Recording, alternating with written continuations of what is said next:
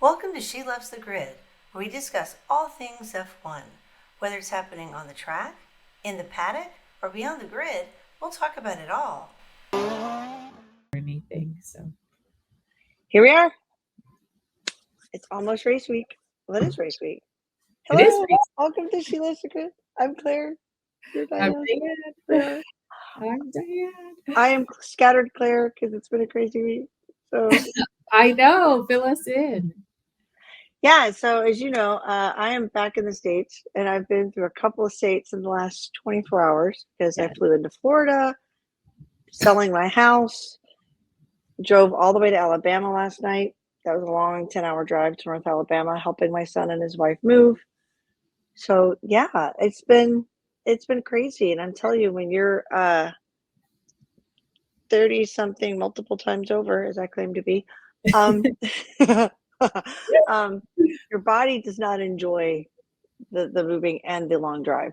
So yeah, I'm a little tired. But cool thing, we're not sponsored. I so wish we were sponsored. And we drop name brands all the time, and I'm dropping one. I'm a Marriott person. I stay at Marriott's all the time. I'm staying at I don't even know. I think I'm at a Fairfield. It's by Marriott. I turned on the TV, and we're Bonvoy members because my partner, he traveled so much. We've got like status and everything. Yeah. It's like, welcome, blah, blah, blah. And it's just like the channel where they just start talking about, their advertising. Yeah. You like to travel, blah, blah, blah. I hear the narration, and then I turn and look as I'm walking by. It's Lewis freaking Hamilton narrating it, and I'm stop and go, let me turn that volume up in here, but this man has to say. I don't think I've ever sat and listened to one of those ever before in my life. But yes, Lewis Hamilton, I listened to what you have to say because it was you. Yeah, and random though. Like, I mean, I couldn't tell you the last time I stayed at a Marriott, but what? Lewis Hamilton? I didn't know they were one of his sponsors, or like they had a deal with him. I had no idea. And oh my gosh, so you've got an F1 fan going, oh my gosh, there's one of the greatest F1 drivers in the world sitting there on my TV talking to me about, travel and how great it is to be the amenities and the niceness and how they recognize you. And I mean, it's really great. It really, the service and whatnot here is great. I mean, it's just like, So I've had a kind of fun already started my F1 week by being greeted by Lewis Hamilton in my hotel room. I love that. I love it. So how was your week been? Good. I mean, eventful, I suppose. Work, as always, is busy. And then celebrated my niece's 13th birthday with a Taylor Swift themed party. I have my Reputation era themed outfit. And my daughter came in for like 36 hours to surprise her cousin and aunt. So it's been busy. And then you come this week. So, just getting everything ready.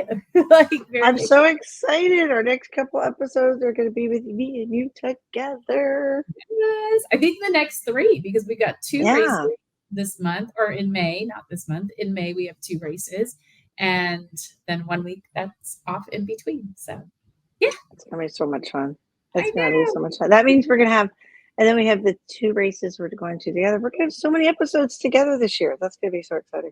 I know. I love it. That's true. We do have those too. Yes. Yay. All right. Well, let's get going. You've definitely been up on it more than me because of all my craziness. Yes. So I've listened and seen some stuff. So yeah, where do we start? Because we've talked about it. I feel like I have not been that on it just because work is busy. But then when I started making some notes so we don't forget anything, I was like, wow, there is a lot. I think the first thing we have to start with is the amazing news that Sky Sports, BBC, a bunch of other very credible outlets are reporting that Adrian Newey has decided to leave Red Bull. He supposedly informally told Red Bull that he's leaving. It's been said that he doesn't want to deal with the power struggle at Red Bull, didn't like the whole Christian Horner scenario that's still ongoing, even though it's not in the news anymore. It's still ongoing. And he doesn't want to be forced to work on their hypercar full time, which he's kind of been doing that. I think like off and on, or, maybe whatever, on the side. I want to say on the side because it's part of his job. But he's over it. And he's been with Red Bull for 2 decades, more than 2 decades. So it's like, how quickly do you think that Ferrari and Papa Stroll and probably all of the other teams were like, how do we get you? How do we get you?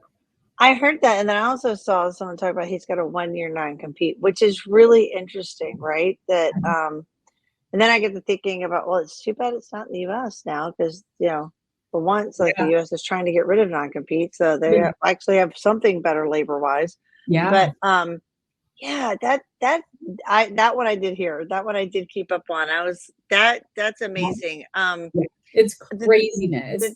And the things I've heard is, he's not necessarily so hard up on trying to say he's going to.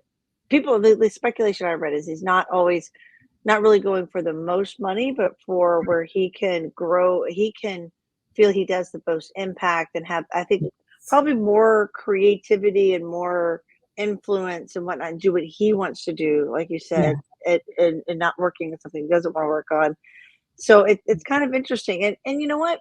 That goes along the thing. There's a lot of things about it. Money sometimes isn't it. It has a lot to do with what you want to do, where you want to be, and having that really nice, that work environment that it makes it not feel like work, right? And so it's going to be interesting. And he's going to have to take a year off, technically. So I know, which is weird because when you think the new cars come out in 2026, if he's got to take a year off, it's like whoever maybe does end up getting him, they can't really utilize his skill set to plan for that 2026 car. So that was the other thing, is like, well, do you just do the best you can, and then if you get him when he comes in 2026, you start bringing upgrades or planning a new car for the next year? I thought that was kind of interesting. Like, I think it's interesting that he has a non-compete, other than maybe he thought he just wasn't going to leave, because he's moved around from other teams before. He's been on other teams, so I just don't.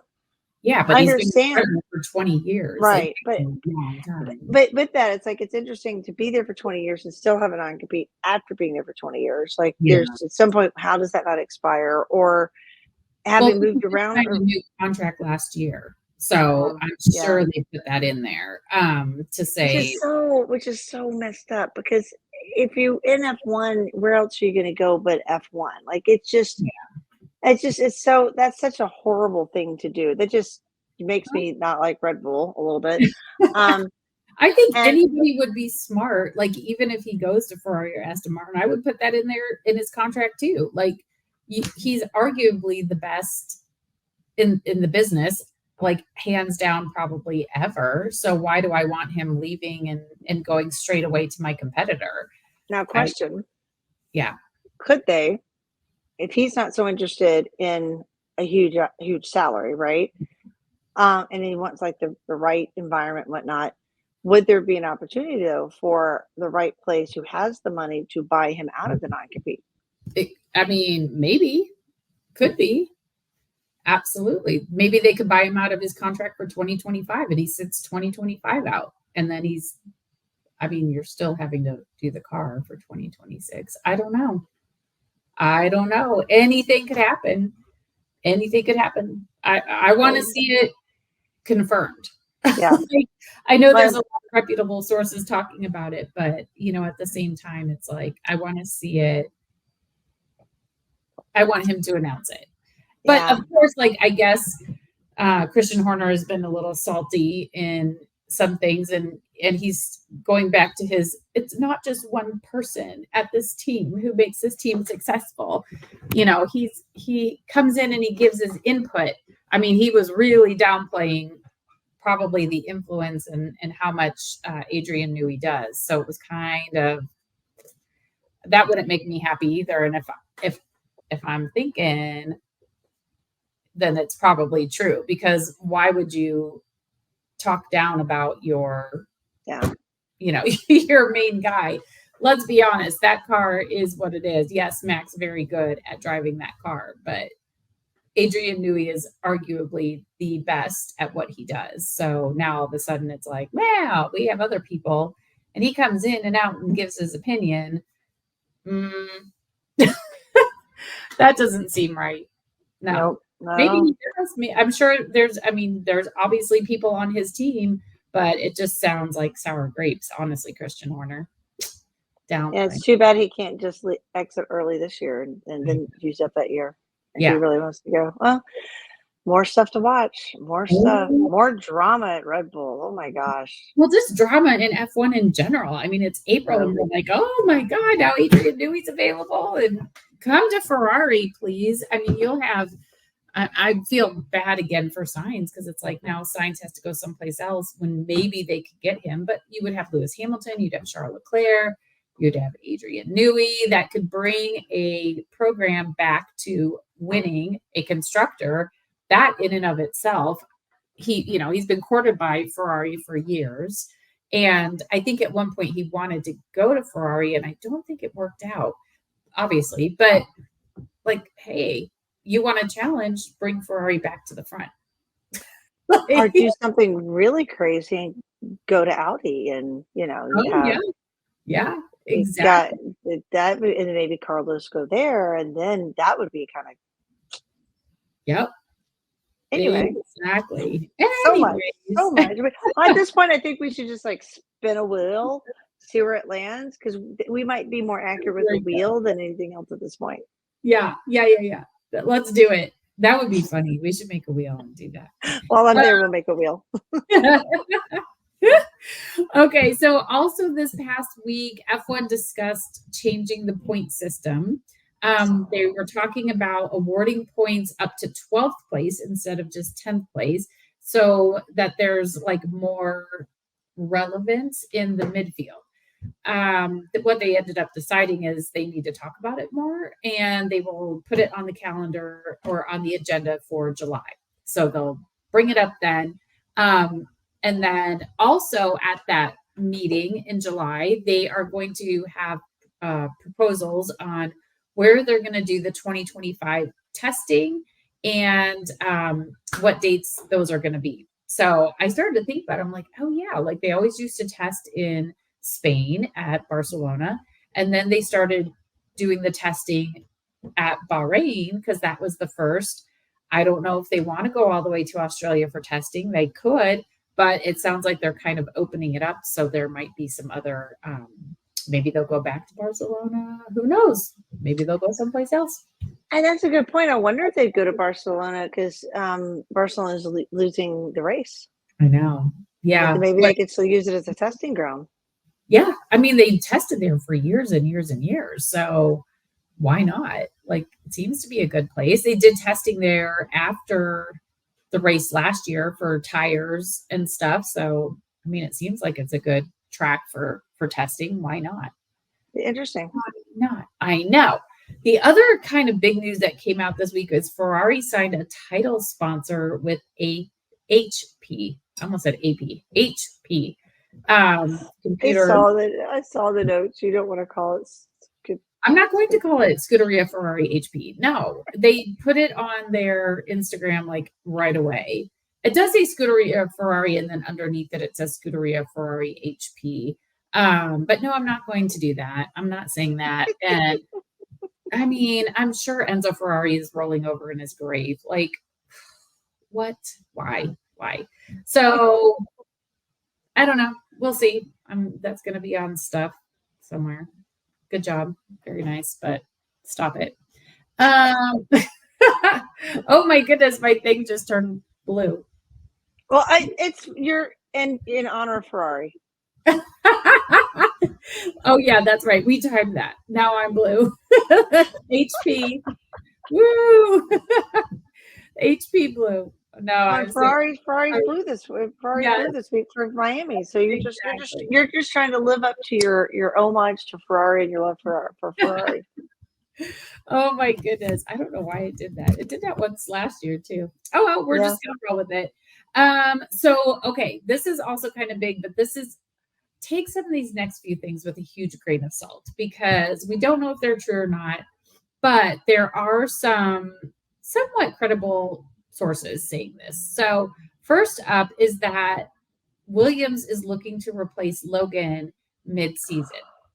And what they are looking at doing is they're trying to borrow Kimi Antonelli, who we've talked about quite a bit. Mercedes is really watching him. He's a youngster coming up. And they're thinking, or everybody's thinking, he's going to go to Mercedes F1. And this has happened before. Like, George was at Williams and Lewis had COVID and he popped into a Mercedes seat, and then George ended up. So they kind of have gone back and forth. Toto, James used to work with Toto at Mercedes. So there's definitely kind of, a friendly thing going on there. Anyway, so they are looking at doing that, but they are thinking of this is what's being reported, or rumors, let Logan do this week in Miami so he can do his home race, and they'll bring Kimi in at Imola because that would be Kimi's home race. And what a better place to launch your first F1 race, right? So he'll go right in. The biggest thing is that Kimi Antonelli is only 17 years old right now, and you have to be 18 unless you can get an exception from F1. So we'll see. And his birthday, he turns 18 in 4 months. So maybe they would let him do it. I don't know. We'll see. Interesting. I feel so bad for Logan, but he's not performing. I mean, and I feel so bad every time he messes up. He's like, oh, sorry, I messed up. Oh, sorry about that, guys. I know. Man. And I still think there's some things that are not his fault. There's some, there's been issues with the car. They pulled him out of the car so Alex could race. But I think, right there, that does kind of say they don't trust you to do the car. And he's not crashed it lately, but I, at the same time, it's like, here's this kid, at least Ollie Behrman, who we'll talk about here in a second, he's actually raced in F1. He filled in for Carlos Sainz when he had his appendix out. I mean, Kimi just drove the Mercedes a couple weeks ago, and it was an older Mercedes. So, and Liam Lawson, I mean, they know it's a different team and all that, but Liam's got more experience too. Has driven it and gotten points, right? So, yep, exactly. Yeah, maybe they don't have that. I don't know. So that's another thing that could be I mean, how sad for Logan, though, to go into his home weekend thinking it might be his last, his last hurrah. Oh, that's crazy. But we know for sure that Nico Hulkenberg is going to be with Audi/Sauber starting next year. So there's rumors that another move. 3 years, that it's a 3-year contract, which seems like a lot. I mean, he drove for them eons and eons ago. And 3 years. I mean, he can pull that Haas up, so maybe it'll be interesting. But that means that either Zhou's out, Valtteri's out, or both of them are out. That's what I'm wondering. That's what I was thinking. It'd be interesting if Newey went there and they just built a whole new team, And they are a German company. They have their headquarters obviously in Germany. And I had kind of heard that they maybe were going to do a German, a whole German thing. Alpine has 2 French drivers. So then it's kind of so does that mean Sainz isn't being talked about going there? I don't know. Are there any German younger drivers in the wings? I don't know about younger drivers, but I mean, you could bring Seb back. I would take Sebastian Vettel back. I would take Seb. I know, right? And there was somebody else I was thinking about this earlier this morning, and now I can't think of who it was. Where are they headquartered in Germany? And I have to go visit. Oh, it's I know it's on the eastern part, I think, if I remember. Oh, well, I'm on the eastern Germany, so I'm gonna have to go visit. There you go. Do it. Let's see what else. So with the opening now at Haas, will Haas be announcing that they're signing Ollie anytime soon? I don't know. We'll see. Supposedly, remember we talked about that rumor that they wanted to discount on their engines and stuff in order to sign Ollie. So yeah, I have no idea, but it definitely leaves that space open. So we shall see what's happening there. It's also being reported that Andretti is going to be meeting with the F1 in Miami to talk more about getting into the sport. So maybe, that whole debacle with your email went to our spam folder. And F1 said, "Oh, you didn't answer our email." Maybe that's going to kind of get resolved. So we'll see what happens. But we didn't even talk about this, I don't think. But a couple of weeks ago, they opened their Silverstone facility. So I mean, they're ready. They're ready to get going. So there's that, and even bigger rumor is that Max is meeting with Mercedes after the Miami GP. So that is like, they're willing to give him, I think it's 150 million euro. And they are talking like they would also bring on Helmut Marko. So, I mean, Toto's been talking a lot about getting Max, and whether or not Max would go. Max wants a competitive car. I don't think Mercedes has shown the last couple of years that they know how to fix the car that they've got. I mean, they're making steps. Don't get me wrong. They are, but it's not the Red Bull. Well, I think outside the Red Bull at this point, if he had to pick a car out of this lineup of cars, he would have better options with McLaren or Aston Martin. Yeah, exactly. And I don't know that he's meeting with them. And who knows his contract for Red Bull runs for several more years. So maybe it's just getting an idea. I don't think it ever hurts to speak with another team. You want to know what you're worth and all that good stuff. But I just don't know if I trust that this rumor is true or that it's anything more than, a courtesy conversation. Find out what they have to say. That's just my feeling on that. I don't know. Max, though, like two things speaking about Max before we jump into next week. He was named one of Time's most influential people. And in true Max fashion, this was his quote about that. And I feel like you could hear him saying this. Yeah, but what am I supposed to do with it? It doesn't make me a better person. It doesn't make me more proud of what I've achieved or what I still want to achieve. Maybe it's a goal for other people, but for me, it's not about how influential you are. I continue to just be me and do my thing. And I was like, this is what kind of makes me like Max. He is so unbothered by the accolades. He just is. He's competitive. He wants to do well. He wants to love his cats. He wants to do his sim racing. He wants to just be himself. And he just doesn't care what other people think. And I feel like that's an aspirational. Yeah. Aspirational for a lot. I agree. I loved that. I was like, he's spot on. What does that do for you? Does it make you a better person? He knows who he is. Awesome. Yeah. And I saw a thing this is sweet. It's someone's pointing out, this is what Netflix wants you to think about Max, him angry and whatnot. And this is Max and all the goofy stuff and just the fun and whatnot, which I thought was really cool. That was really neat. Yeah. A fun side note, because I had to go look, live-ish in our recording. The Audi driving experience headquarters is just outside of Munich. So not too far. Okay. Very cool. Not too far. Not too far at all. I was going to say the other thing that Max said, and this was actually, he said this a couple weeks ago, and we just did not talk about it because we had a whole lot of other things going on with the podcast that we wanted to talk about. But he was talking about women in motorsport. And this was his quote. He said, "It's good that Formula One is now paying extra attention to women in motorsports with F1 Academy, although I question how they're doing it.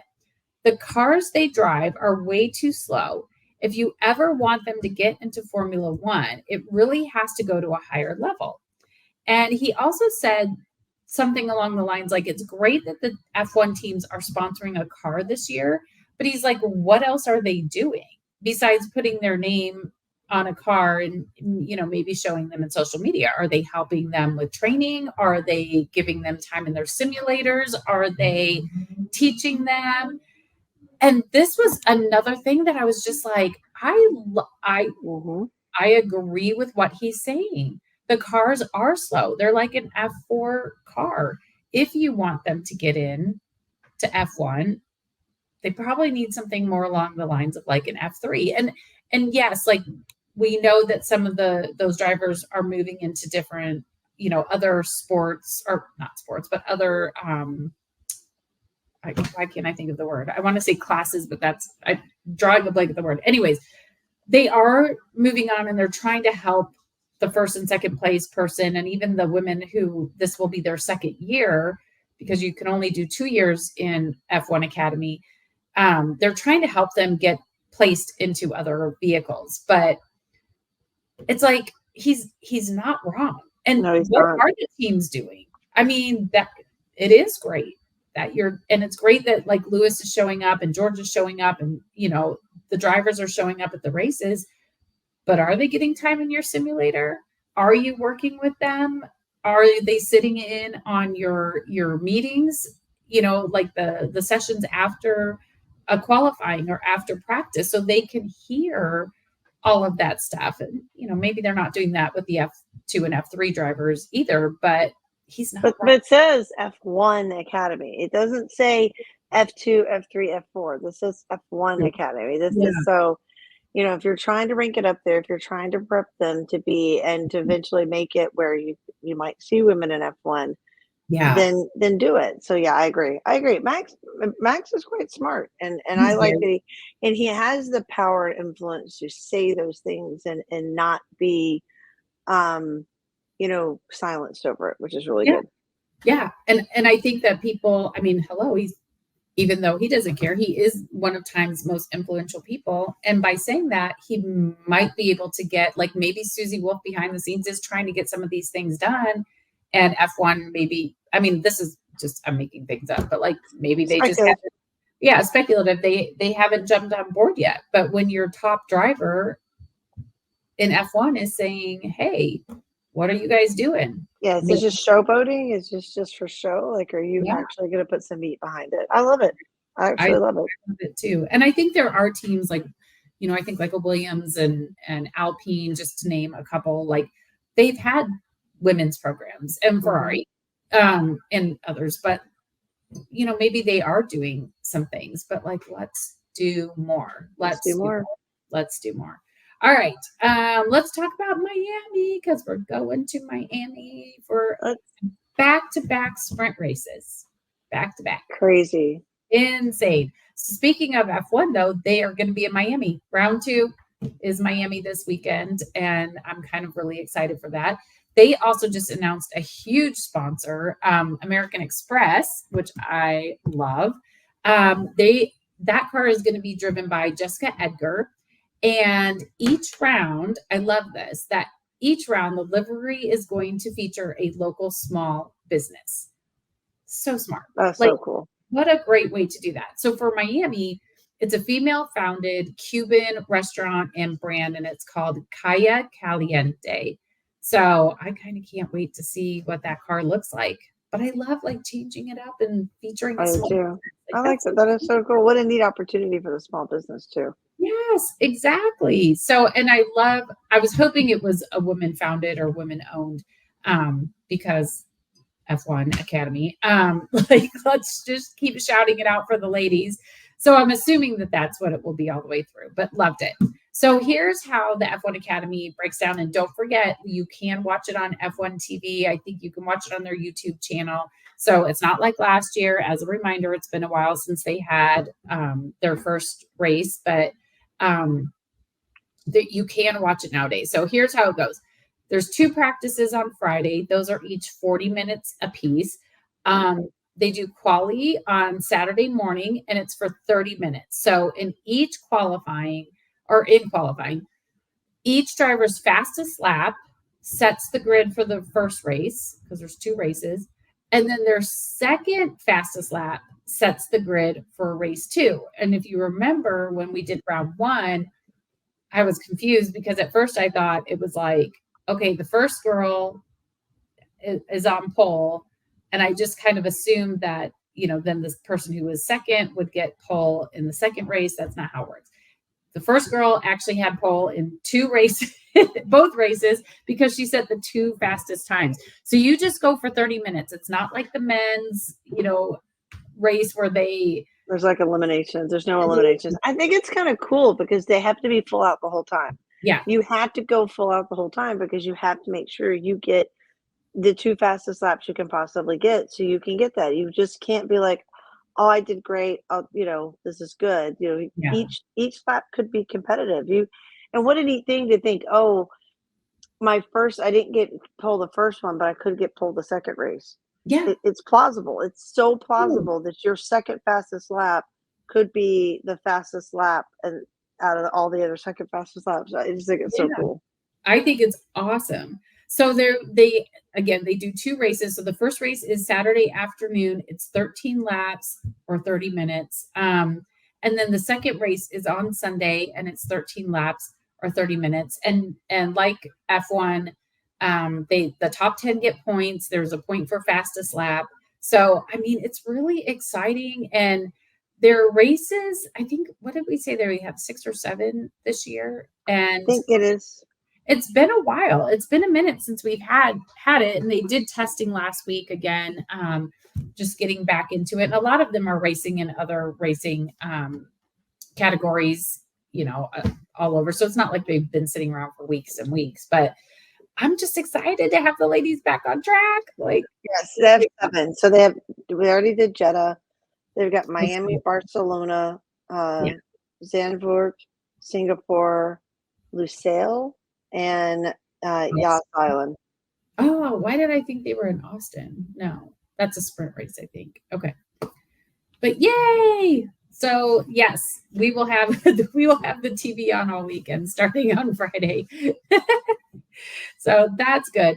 So Miami is it's another party race. Lots and lots of celebrities. Last year, there were so many celebrities on the grid. It was insane. They also had LL Cool J last year, did the introductions, which were a little bit cringe. It was a little. It was a little. Yeah, it's a little weird. And we don't know who wrote the introductions because they were horrible, absolutely horrible. I still remember Yuki's was something about him being short, and Esteban was something about fighting with Pierre, and it was just like, what? I don't get it. So we don't know what they're going to bring this year. We're just going to have to tune in and find out. McLaren's bringing their first really big upgrade. Both drivers are going to have the upgrade, so that'll be good. It's set to really be focused on improving their tire degradation. And they don't think that this is going to be the main fix. They think there's going to have to be a couple more to truly fix the tire issue, but they've got that. Williams is feeling optimistic. They think that this track is going to be good for their car. So fingers crossed, because they've had terrible luck this year and then just some bad moves. Mercedes has an upgrade coming that they think is going to help, but Toto, he did not elaborate at all. No details. So we won't know until Friday. And Sam Collins can give us the update on what's happening with that car. But teams and drivers have been teasing liveries, merch. I think every team has merch this weekend. Just go look at, just pick. Haas has it. Everybody has Miami themed merch. Ferrari is going to be racing in a blue car, hence my screen. I'm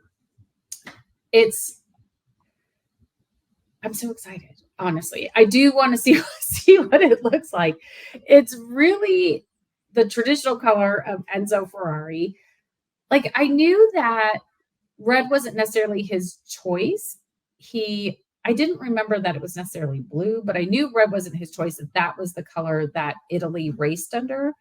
And so that's why they were red, but they had in the past used blue in some way, shape, or form. So it's called Azzurra La Plata, or there's Azzurro Dino, so Dino Ferrari. And so, yeah, I'm super, super, super excited. It's going to be, well, Charles and Carlos helped design it. So we have them in their little blue coveralls. Yeah, I love it. Those are race suits. And then, like you were about to say, they've got the Ferrari page posted this about them got a chance to help design their livery. So that's kind of cool. I think that's really, really cool. I can't wait to see it. I've never seen blue since I've been a Ferrari fan. I've not seen it. I'm excited. They said that, in the past that they had a full light blue body, or it had, it was red with blue details. They did say that it was the color for North American racing teams. And so obviously coming to Miami, they were using it, but I also think it's they just announced the HP, sponsorship this week, and their color is blue. I'm not saying it's the same blue that Ferrari's going to be using, but I think it just kind of all ties in together. On their Twitter page, they had a video showing a car being painted, the two different blues, the lighter blue and the deeper blue. And so, but it wasn't completely put together. So you're like, and so I can't wait to see it. So, and of course, it's the recording of our podcast. We don't have it just yet here Sunday, whatever. I don't even know what day it is. I've been doing so much. I've lost track of days. Pretty sure it's Sunday evening. So it'll be it. I'm looking forward to it. It's gonna. I think it's gonna be kind of neat to see it. It's gonna be a little weird. It's gonna be a little weird seeing. I always think red too, Ferrari. Yeah, I saw a video this morning, I think it was, where it showed the red traditional livery, and then it morphed into a blue livery, and I was like, okay, did this get leaked, or is this just somebody so we'll find out tomorrow if it's the same thing. But talking about special helmet, so I'm assuming also, honestly, I feel like maybe Charles and they might have a different, I don't expect them to have a themed helmet, but something that goes along with the overalls. But Max has a special helmet, and it sounds like he's going to use this for all three of the U.S. races. So Miami, Austin, and Las Vegas. It's blue. It's okay. They didn't show a whole lot of the detail. The front is blue. It's got the American flag kind of on the side, and I think it's this video, and I captured it again from his Twitter, and he's he's showing it off and whatnot. So that was kind of neat. Yeah, it's a deeper blue than last year's special helmet, which was a lighter blue. Oh, okay. Yeah, it is definitely that darker blue. So there's that. And then Oscar's helmet. Oof. I love Oscar's helmet. This is awesome. So pretty. On YouTube and you can see these pictures. But I mean, it's the purples and the oranges and the yellows and the palm trees. Like, it's just so Miami. It is Miami. It is so Miami for sure. I love the giant, 81. It looks like football numbers. You know what I mean? It does. Yeah, it actually does. So, which makes sense which we'll talk about here in a minute, but it's a temporary track and it runs through the Miami Dolphins stadium parking lot. So I think that's awesome. And then do we have anybody else? I know Esteban teased a special Miami helmet, but we haven't seen the final. So I'm sure next week we will have even more to share. But like I said, everybody's in on the merch game. Everybody's in on. So yeah, it's going to be fun. But again, sprint weekend. So as a reminder, there's one practice. FP1 is on Friday. It's the only practice of the weekend. Friday afternoon is the sprint qualifying. And then on Saturday morning, we've got the sprint. And then in the afternoon on Saturday, it's the Grand Prix qualifying. And then Sunday, obviously, the race. So as I said, it's a temporary track. It's at the Miami Dolphins Stadium. It's 5.412 kilometers. It has 19 corners, 3 straights, 3 DRS zones. Like, that's going to be so fun. So fun. There's like top speeds of 340 kilometers per hour, over that, like more than that. There's elevation changes, so that's kind of part of it. The main one is found between turns 13 and 16, which you can see on the right-hand side over here. So that is a little bit of an elevation change with the track. It's heading over an exit ramp, and then I don't know, there's like uneven ground. There's all kinds of stuff. Turn 14 and 15, that chicane right there, like, has an uphill approach, and it kind of crests in the middle, and then it drops down on the exit. So that's kind of fun too. I mean, last year they did a lot of changes to this track. They had laid it out a little differently to make it a little bit more safe, and they had resurfaced it last year, and I think the drivers really liked it. So we shall see. We shall see who. Max had the fastest record, but yeah, but it's only like it's only got what 2022 is the first year it was used. Yeah. He set the record last year, 2023. It's a very young track.